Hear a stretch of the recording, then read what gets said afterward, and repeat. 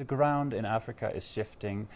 There's lots of development going on, but there's also population growth, persistent poverty, and yet a lot of countries are going to reach middle income status over the next couple of decades. So what does that mean really for the international development community?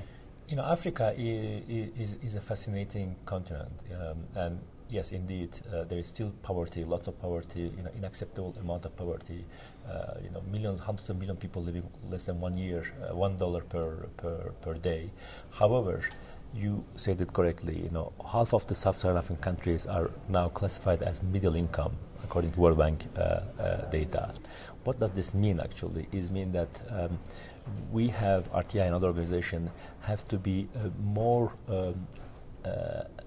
to the point, and have to bring a state-of-the-art expertise to help African countries who have their own plan, who have their objectives, address increasingly complex issues.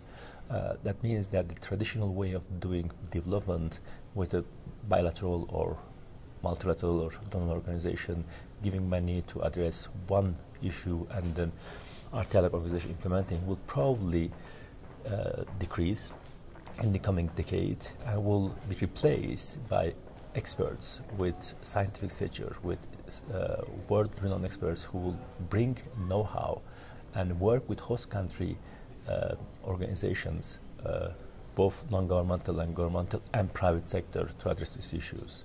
Ethiopia, for instance, is one of these countries that already has one strategy, and then international organizations and donors are piggybacking onto that and helping with some of these plans wherever they can. Now, how does that affect then how you, for instance, might staff an office and organize your operation if you are not so much looking to international donors but looking for national governments? Yeah, I mean, essentially, we will have to bring, you know, our, you know, world-renowned experts to work with Ethiopians. They will not have to be based here per se, but it will be essential staff as it is now by Ethiopian nationals. But the world-renowned experts will come and work with our teams, but also, more important, Ethiopian government and non-government organizations to address these issues. Let's give an example. Ethiopia is yesterday we heard His Excellency saying that their objective by 2025 is to achieve a middle-income country. That means, of course, that you have to have a skilled labor force, and you have to recognize also Ethiopia's population. You know, it's 80, 90 million, which probably means that there should be like 2 million people birth every year. So 20 years from now, you have to find job for 2 million people. So every year you have to find jobs, create jobs. And how do you create jobs? You first have to have skilled people and look at the education spectrum from early child development to universities. And this is their complex issues. And my colleague Peter Joyce yesterday was mentioning in his panel that what is the missing link is the middle school.